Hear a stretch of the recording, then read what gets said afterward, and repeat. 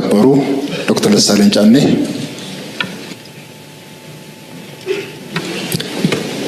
አመሰግናለሁ። የተከበሩ አፈ ጉባኤ፣ ክቡር ጠቅላይ ሚኒስትሩንም በመንግስታቸው የሥራ አፈጻጸም ሪፖርት ላይ ለምናነሳቸው አስተያየቶችና ጥያቄዎች ማብራሪያ ለመስጠት በምክር ቤቱ ስለተገኙ ከልብ ማመስገን እፈልጋለሁ። ዛሬ ስድስተኛው የፓርላማ ዘመን የ5ኛ ዓመት የመጨረሻ የመንግስት ሪፖርት የሚቀርብበት ቀን ነው። ላለፉት 5 ዓመታት ገዢው ፓርቲ የሚያጸድቃቸውን ህጎችና ፖሊሲዎች በጭፍን ሳልደግፍና በጭፍን ሳልቃወም ህዝባችን የሚገረፍበትን አለንጋ እያየሁ ድምፄን ሳላጠፋ የመንግስት አሰራሮችን ያለማወላወል ስተች እንዲሁም ለሀገር ይጠቅማል ያልኩትን ሀሳብ ሰነዝር ቆይቻለሁ። የዚህ የስልጣን ዘመን ትዕይንት መጋረጃ ከመዘጋቱ በፊት ግን የኢትዮጵያ ህዝብ ነባራዊ የኑሮ ሁኔታ፣ የየዕለት ተግዳሮትና ጭንቀት እንዲሁም ይህንን አስቸጋሪ የኑሮ ሁኔታ የወለደውን የመንግስትን መዋቅራዊ ድክመት የዚህ ዘመን የማይታበል የታሪክ እውነት አድርጌ በታሪክ ፊት ለመመስከር እወዳለሁ። ይህንንም ለማድረግ ማጠቃለያ አስተያየቴና ጥያቄ እንደሚከተለው አቀርባለሁ። 1. የ5 ዓመቱ የኢትዮጵያውያን ተግዳሮቶች። ክቡር ጠቅላይ ሚኒስትር፣ ላለፉት 5 ዓመታት የኢትዮጵያ ህዝብ የከፈለው ዋጋ እጅግ የበዛና ከባድ ነው። እርስዎ ስልጣን ላይ ሲቀመጡ የገቡት የሰላምና የብልጽግና ቃል ኪዳን ነበር። በተግባር ግን ያየነው ተገላቢጦሹን ነው። የሰሜን ኢትዮጵያ ጦርነት ያስከተለው አስከፊ ሰብአዊ ውድመትና ጠባሳ ሳይሽር ዛሬም በአማራ፣ በኦሮሚያ፣ በጋምቤላ፣ በቤንሻንጉል ጉሙዝና በሌሎችም አካባቢዎች የሚታዩት ቀጣይነት ያላቸው ግጭቶችና ጦርነቶች፣ ብሔርና ሃይማኖት ተኮር ጥቃቶች፣ እገታዎችና አለመረጋጋቶች የዜጎችን የመኖር መብት ነፍገዋል። በቅርቡም ከትግራይና ከኤርትራ ኃይሎች ጋር የሌላ ጦርነት ስጋት አሳሳቢ ደረጃ ላይ ደርሷል። በፖለቲካው መስክም የፖለቲካ ምህዳሩ መጥበብ፣ የሀገራዊ ተቃርኖች መስፋት ወይም ፖለቲካል ፖላራይዜሽን፣ የነጻ ሲቪል ማህበራት መኮስመን፣ በጋዜጠኞችና በሚዲያዎች ላይ እገዳዎችና እክሎች ዜጎች አማራጭ ድምፅ እንዳሰሙ አፍነዋቸዋል። በርካታ የፖለቲካ እስረኞችም ህገ መንግስታዊ የፍትህ ዋስትና ተነፍገው ይገኛሉ። ይህ አጠቃላይ የሰላም የጸጥታና የፖለቲካ ውድቀት የፓርቲው የተሳሳተ ፖለቲካዊ ፍልስፍና አንድነትን በተግባር ማምጣት ያቃተው የመደመር ትረካ መዋቅራዊ ስብራት ውጤት ነው። 2. ስልታዊና መዋቅራዊ ስህተቶች። መንግስት የችግሮቹን ስራ መሰረት ትቶ ምልክቶቹን ብቻ የመቀጥቀጥና በቁጥር ጨዋታ ህዝብን የማደናገር አካሄድ እየተከተለ ነው። በተላከልን የመንግስት አፈጻጸም ሪፖርት ላይ የሀገሪቱ ኢኮኖሚ በ2018 በጀት ዓመት 10.2 እንደሚያድግ፣ የግብር ገቢ 1.5 ትሪሊዮን ብር መድረሱን፣ የሸቀጦች የወጭ ንግድ 11 ቢሊዮን ዶላር ማስገኘቱንና የውጭ ሐዋላ ፍሰት 7.7 ቢሊዮን ዶላር መድረሱ ተገልጿል። ነገር ግን እነዚህ የቁጥር ስኬቶች የዜጎችን የኑሮ እውነታ ፍጹም አይወክሉም። እንዲያውም መሬት ላይ ካለው እውነታ ጋር በጽኑ ይጋጫሉ። ምክንያቱም አንደኛ የኑሮ ውድነትና የዋጋ ግሽበት ከገቢያችን ጋር አልተመጣጠነም። ሪፖርቱ እስከ ግንቦት 2018 ዓ.ም አጠቃላይ የዋጋ ግሽበት 13.4፣ የምግብ የዋጋ ግሽበት ደግሞ 15% ደርሷል ይላል። ይህን ግሽበት ለመደጎም መንግስት 379 ቢሊዮን ብር ማውጣቱ ቢገለጽም በተግባር ግን ባለፉት ዓመታት የተተገበረው የማክሮ ኢኮኖሚ ማሻሻያ ዝቅተኛውን የማህበረሰብ ክፍል ለከፋ ድህነት በዳረገበት ሁኔታ ላይ እንገኛለን። ማሻሻያውን ተከትሎ የመጣው ሰማይ የነካ የዋጋ ግሽበት በሚሊዮኖች የሚቆጠሩ ዜጎችን የመግዛት አቅም ሙሉ በሙሉ አሳጥቷል። ይህንንም ተከትሎ ቋሚ ደሞዝ የሚከፈላቸው የመንግስትና የግል ድርጅቶች ሰራተኞች፣ ዝቅተኛ ገቢ ያላቸው የከተማ ነዋሪዎች፣ አነስተኛ ነጋዴዎች፣ አነስተኛ ይዞታ ያላቸው አርሶ አደሮችና አርብቶ አደሮች ወገኖቻችን በስውር ረሃብ ውስጥ ወድቀዋል። የቤት ኪራይ ከአብዛኛው ዜጎቻችን ወርሃዊ ገቢ በላይ ሆኗል። በአሁኑ ወቅት በሀገራችን መካከለኛ የሚባል የህብረተሰብ መደብ ጠፍቶ ጥቂት እጅግ የበለጸጉና አብዛኛው በድህነት የሚማቀቅ 2 መደቦች ሆነዋል። ሌላው የተደበቀ የሀገር ውስጥ ዕዳ መኖሩ በሪፖርቱ መረጃ መንግስት በበጀት ዓመቱ 1.13 ትሪሊየን ብር ብድር መልቀቁንና 91% የሚሆነው ለግሉ ዘርፍ የተሰጠ ነው ይላል። ክቡራን የብሔራዊ ባንክ ገዥና የፋይናንስ ሚኒስትርን በተደጋጋሚ ላለፉት ዓመታት መንግስት አንድም ሳንቲም የንግድ ብድር ኮመርሻል ሎን አልተበደረም እያሉ ይናገራሉ። ይህ የውጭ ንግድ ብድርን ብቻ ነጥሎ በማየት እውነታውን የማደብዘዝ አካሄድ ነው። መንግስቱ በግምጃ ቤት ሰነድ እና በሀገር ውስጥ የዕዳ ዋስትናዎች አማካኝነት ከሀገር ውስጥ ባንኮችና ተቋማት በቢሊዮኖች የሚቆጠር ብር እየተበደረ መሆኑንና ይህም የሀገር ውስጥ የዕዳ ሸክምን በከፍተኛ ደረጃ እንዳናረው እና የግሉን ዘርፍ ብድር እንዳጣበበው ለምን ተደበቀ? በየጊዜው በዚሁ ፓርላማ የምናጸድቃቸው በቢሊዮኖች ዶላሮች የሚቆጠሩ የእርዳታ ብድሮች ኮንሴሽናል ሎንስ ለምን በሪፖርቱ አይካተቱ?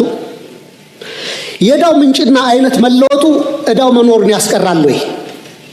ሪፖርቱ አሁንም ድረስ ከግል ዩሮ ቦንድ ባለቤቶች ጋር ያለው ድርድር ስላልተቋጨ ሀገሪቱ በከፍተኛ የዕዳ ቀውስ ውስጥ ያለች ወይም ዴት ዲስትረስ መሆኗንም ይሸሽጋል። በእርግጥ ይህን ጥያቄ ካስገባሁት በኋላ አዲስ ዴቨሎፕመንት እንዳለ በሚዲያዎች ተገልጿል። ሌላው የትምህርትና የማህበራዊ ዘርፍ መውደቅ አለ። በሪፖርቱ ላይ 26 ቢሊዮን ተማሪዎች መመዝገባቸው በስፋት ቢወራም የ12ኛ ክፍል ማጠናቀቂያ ፈተና ከወሰዱ ተማሪዎች መካከል 50% እና ከዛ በላይ ማምጣት የቻሉት 8.7% ወይም 50 ሺህ ተማሪዎች ብቻ ናቸው። ይህም የመንግስትን የትምህርት ጥራት መዋቅራዊ ኪሳራ የሚያሳይ ነው። ክቡር ጠቅላይ ሚኒስትር 58.7% የማለፍ ምጣኔ በየትኛውም ዓለም ታይቶ የማይታወቅ ወይም 92% የመውደቅ ምጣኔ ከፍተኛ የትውልድ ብክነት ወይም ጄነሬሽናል ካታስትሮፊ ነው። እኔ የህይወቴን ግማሽ ጊዜ በማስተማር ነው ያሳለፍኩት በተለያዩ ደረጃዎችና ኮመንሊ የሚባል አባባል አለ። መምህሩ ፈተና አውጥቶ ተማሪዎችን ማሳለፍ ካልቻለና ከወደቁ የወደቀው መምህሩ ነው የሚል ኮመን አባባል አለ በእኛ በአስተማሪዎች ዘንድና ይህን ያክል 92% የመውደቅ ምጣኔ ካለ እኔ ወድቋል ብዬ ማስበው ትምህርት ሚኒስቴር ነው።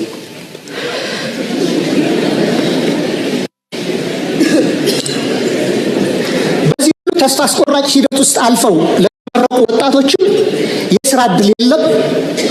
ይባስ ብሎም ወደ 7 ሚሊዮን የሚደርሱ ተማሪዎች አሁንም ድረስ ከትምህርት ገበታቸው ተገለለው ይገኛሉ። ይህ 7 ሚሊዮን አሃዝ ከ20 በላይ የአፍሪካ ሀገራት እያንዳንዳቸው ካላቸው አጠቃላይ የህዝብ ቁጥር በላይ መሆኑንም ልብ ይሏል። ሌላው የሰብአዊ ቀውሶች ትኩረት አለመሰጠቱ ነው። መንግስቱ የመረጃ ማጥራት ስራ ሰርቻለሁ በሚል ሰበብ የሰብአዊ ድጋፍ ፈላጊዎች ቁጥር ከ27 ሚሊዮን ወደ 2.3 ሚሊዮን ወርዷል ይላል። ነገር ግን መሬት ላይ በጦርነትና በድርቅ ምክንያት የተፈናቀሉ የዕለት ደራሽ እርዳታ ያጡ ለቤተሰቦቻቸው ፍጆታ በቂ ምርት የማያመርቱ በሚሊዮን የሚቆጠሩ ዜጎች እያሉን ይህንን ቁጥር ወደ 2.3 ሚሊዮን ዝቅ አድርጎ ማቅረብ ፖለቲካዊ ቁጥር ማሳመር እንጂ የዜጎችን ነባራዊ ህይወት በተጨባጭ የሚያሳይ አይመስለኝም። እንደ WFP ፋኦ ፋሚን ኢርሊ ዋርኒንግ ኔትወርክ የሚያስቀምጡት ዝቅተኛ ግምት ከ15.8 እስከ 21.4 ሚሊዮን ኢትዮጵያ ከፍተኛ የምግብ እጥረት ውስጥ እንደሚገኙ ነው። መንግስታዊ ካልከሩ ድርጅቶች ጋር በተያያዘም የእርዳታ እህል አቅርቦት እንዳያከፋፍሉ በመንግስት መከልከላቸውና ወደ ጥሬ ገንዘብ ድጋፍ ወይም ካሽ ትራንስፈር እንዲያተኩሩ ብቻ መገደዳቸው ተገልጿል። ይህም በገበያ ላይ ካለ የዋጋ ግሽበት አንጻር በርካታ ቤተሰቦችን ለከፋ የምግብ ዋስትና እጥረት የሚዳርግ ነው። የዓለም አቀፍ የገንዘብ ድርጅት እና የዓለም ባንክ በርካታ ገንዘብ ዶላር ወደ ኢትዮጵያ ኢኮኖሚ ኢንጀክት እያደረጉ ነው፣ ፓምፕ እያደረጉ ነው። ይህ መግባቱን ተከትሎ ደግሞ የመጣው ጊዜያዊ የማክሮ ኢኮኖሚ መረጋጋት ታይቷል። እሱ ጥሩ ነው። የፎሬን ከረንሲ ሪዘርቭ ማደጉ የማክሮ ኢኮኖሚ አመላካቾችም በተወሰነ ደረጃ መረጋጋት ማሳየታቸው መልካም ጅማሮ ቢሆንም የተገኘው ለውጥ የኢትዮጵያውያንን ህይወት በተግባር ካልቀየረ ዘላቂ ትርጉም አይኖረውም።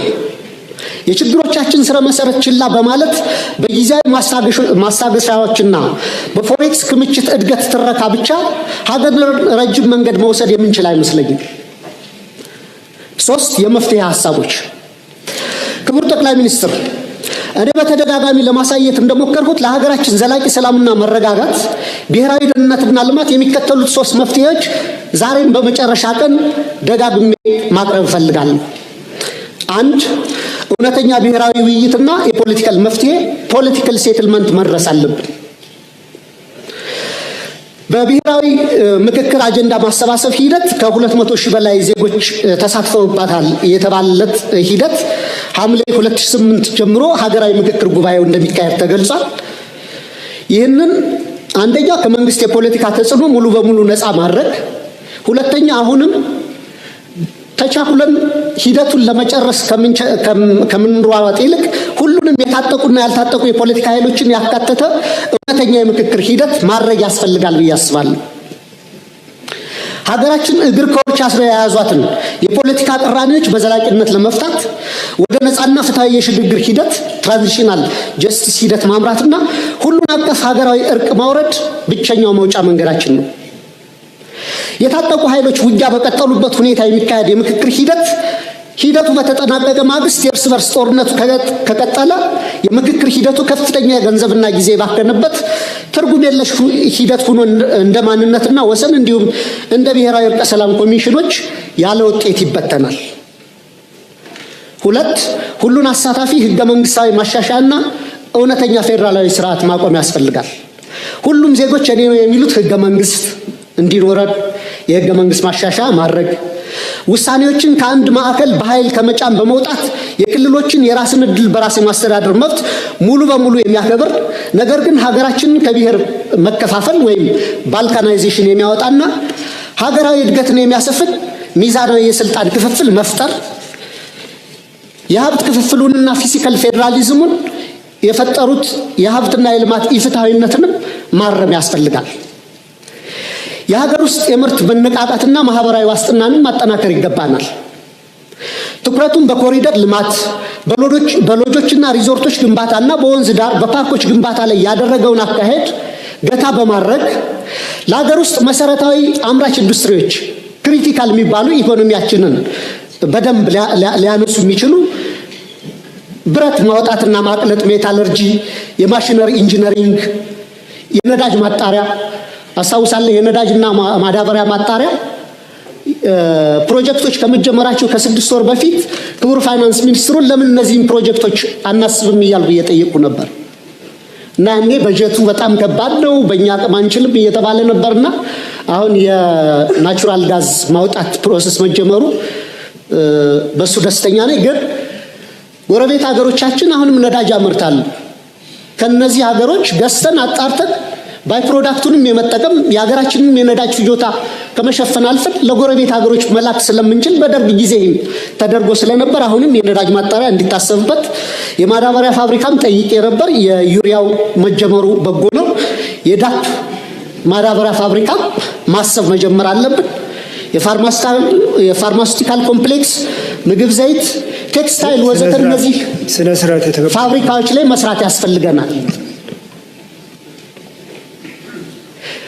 እንደ ባቡር፣ ሀገር አቋራጭ ፍጥነት መንገዶችና የኃይል ግንባታ፣ ለመስኖ መጠጥና ለተለያዩ አገልግሎቶች የሚውሉ መልቲፐርፐስ ግድቦች፣ ዘመናዊ ግብርና፣ የመኖሪያ ቤቶች ግንባታና ለምግብ ዋስትናና ለድሆች የሚሆን ጠንካራ ማህበራዊ የደህንነት መረብ መዘርጋትም በቀጣይ ሊታሰብበት ይገባል።